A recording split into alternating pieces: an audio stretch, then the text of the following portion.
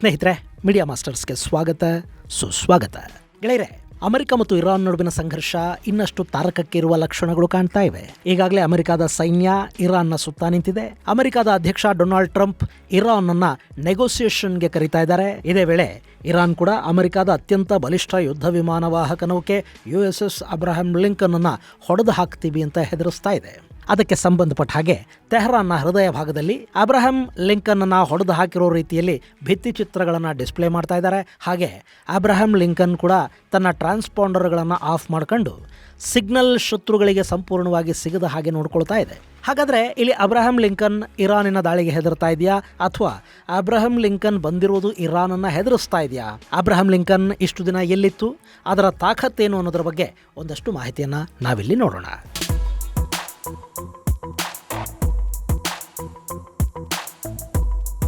ಸ್ನೇಹಿತರೆ, ಅಮೆರಿಕದ ಅಧ್ಯಕ್ಷ ಡೊನಾಲ್ಡ್ ಟ್ರಂಪ್ ಇರಾನ್ಗೆ ಒಂದು ದೊಡ್ಡ ಆಫರ್ ಅನ್ನು ಕೊಟ್ಟಿದ್ದಾರೆ.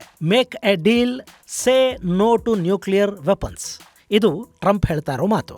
ಈ ಮೂಲಕ ಅಣ್ವಸ್ತ್ರಗಳನ್ನು ಹೊಂದುವ ಕನಸನ್ನ ತ್ಯಜಿಸಿ ಬಿಡ್ತೀವಿ ಅಂತ ಒಂದು ಮಾತು ಹೇಳಿ ಒಪ್ಪಂದವನ್ನು ಮಾಡ್ಕೊಳ್ಳಿ.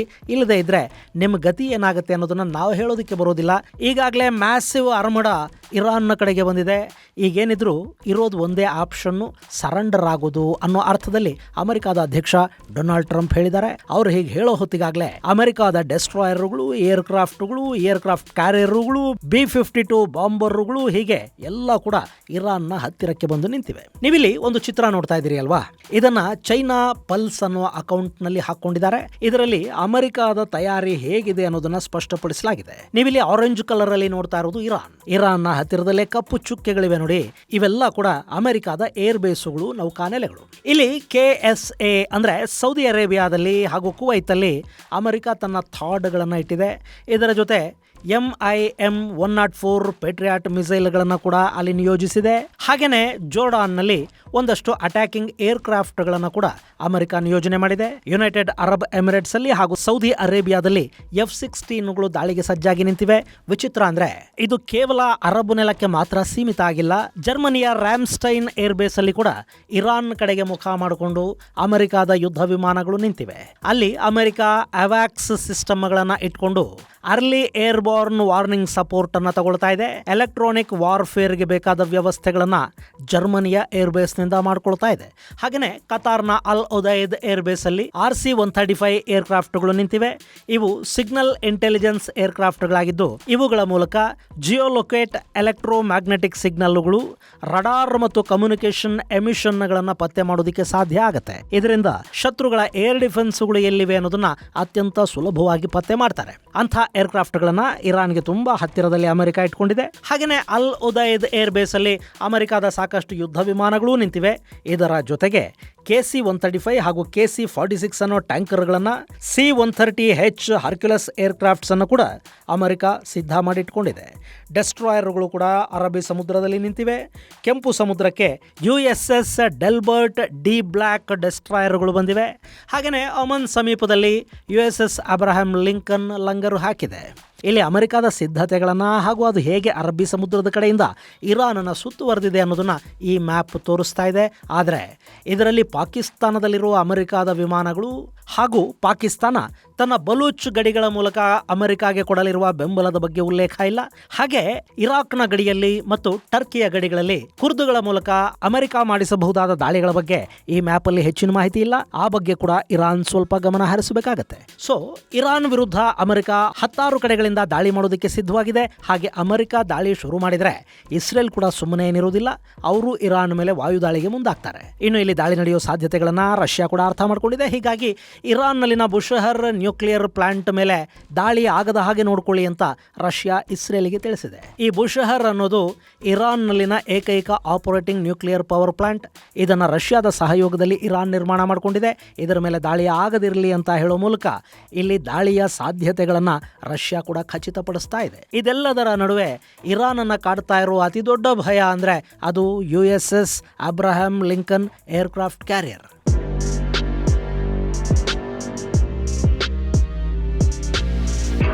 ಗೆಳೆಯರೆ, USS ಅಬ್ರಹಾಂ ಲಿಂಕನ್ ಅನ್ನೋದು ಜಗತ್ತಲ್ಲಿರೋ ಅತಿ ಭಯಾನಕ ಮತ್ತು ಅತಿ ದೊಡ್ಡ ಏರ್ಕ್ರಾಫ್ಟ್ ಕ್ಯಾರಿಯರ್.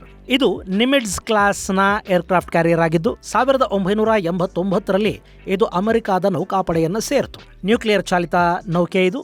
ಇದನ್ನು ಜಗತ್ತಿನ ರಕ್ಷಣಾ ವಲಯ ಚಲಿಸುವ ಏರ್ ಬೇಸ್ ಅಂತ ಕರೆಯುತ್ತೆ.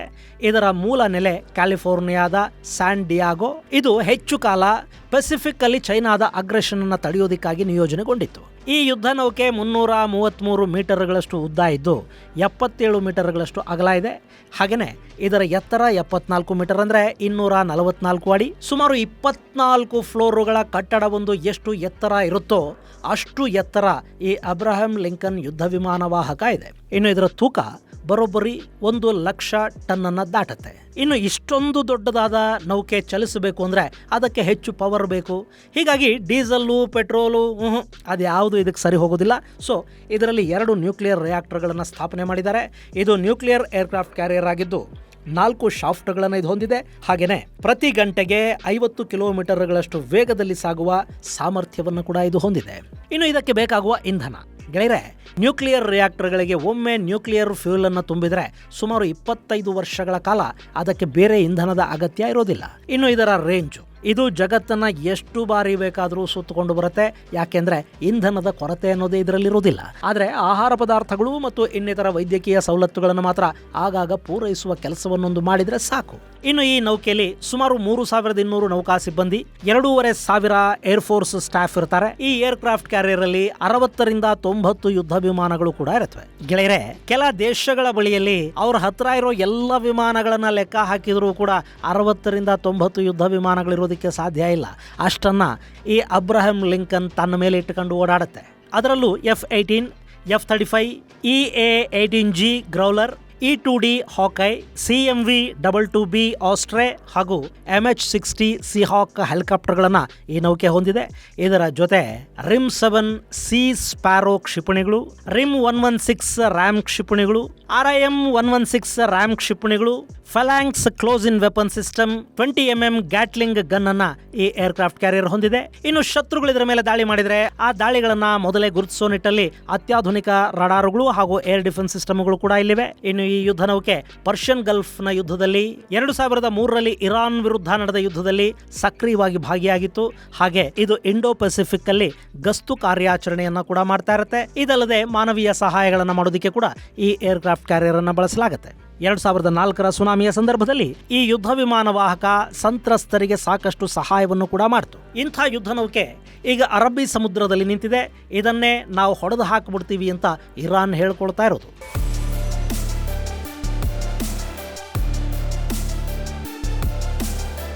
ಗೆಳೆಯರೆ, ಇರಾನ್ ಇದರ ಮೇಲೆ ದಾಳಿ ಮಾಡಬಹುದು, ಆದರೆ ಅದರಲ್ಲಿರೋ ಅತ್ಯಾಧುನಿಕ ಆಯುಧಗಳು ಈ ಏರ್ಕ್ರಾಫ್ಟ್ ಕ್ಯಾರಿಯರ್ ಅನ್ನ ಖಂಡಿತ ಕಾಪಾಡುತ್ತವೆ. ಹೀಗಾಗಿ ಅಮೆರಿಕ ಯಾವುದೇ ಭಯ ಇಲ್ಲದೆ ಈ ಯುದ್ಧ ವಿಮಾನ ವಾಹಕವನ್ನ ಇರಾನ್ನ ಬಳಿಗೆ ತಂದು ನಿಲ್ಲಿಸಿದೆ. ಇಲ್ಲಿ ಗಮನಿಸಬೇಕಾದ ಅಂಶ ಅಂದ್ರೆ, ಅಮೆರಿಕ ಇರಾನ್ ಮೇಲೆ ದಾಳಿ ಮಾಡುತ್ತೆ ಅಂದಾಗ ಯೆಮನ್ನ ಹೌತಿಗಳು ಹಾಗೂ ಲೆಬನಾನ್ನ ಹೆಜ್ಬುಲ್ಲಾಗಳು ಅಮೆರಿಕಾಗೆ ನಾವು ತಕ್ಕ ಪಾಠನ ಕಲಿಸ್ತೀವಿ ಅಂತೆಲ್ಲ ಹೇಳಿದ್ರು.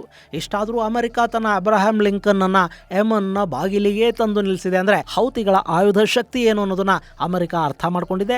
ಹಾಗೆ ಮೆಡಿಟರೇನಿಯನ್ ನಲ್ಲಿ ಕೂಡ ಅಮೆರಿಕದ ಪಡೆಗಳು ನಿಲ್ಲೋದ್ರ ಮೂಲಕ ಹೆಜ್ಬುಲ್ಲಾಗಳಿಗೆ ಎಚ್ಚರಿಕೆಯನ್ನು ರವಾನಿಸ್ತಾ ಇವೆ.